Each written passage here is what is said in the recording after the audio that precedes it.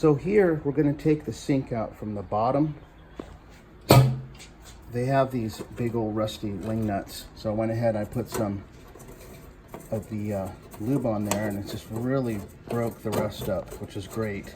So we're going to remove this guy, and then we'll see where we're at.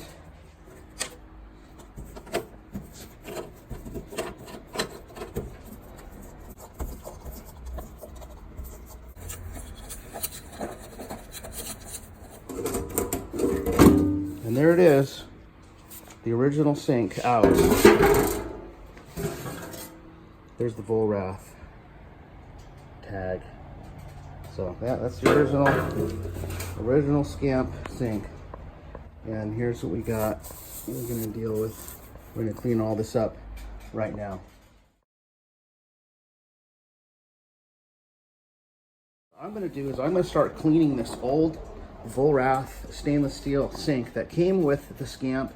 We're gonna clean it really good, and we're gonna polish it up. It's stainless, so it's gonna really clean up well. And we might replace some of this stuff. So let's start cleaning. Okay, we flipped it over, and it's pretty bad. It's got a lot of grease from people doing dishes and just cooking over the years. It probably didn't have a good seal in the cabinet, and when more people were, you know, washing their pots and pans, it was just dripping through every once in a while. So we got this stuff called Barkeeper's Friend, and barkeepers swear by it. I'm not one, but I've used it for cleaning all kinds of stuff. It's amazing.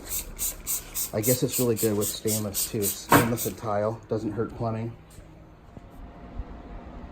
Okay, we just rinsed it off, and it looks pretty good. So we're just gonna let it dry.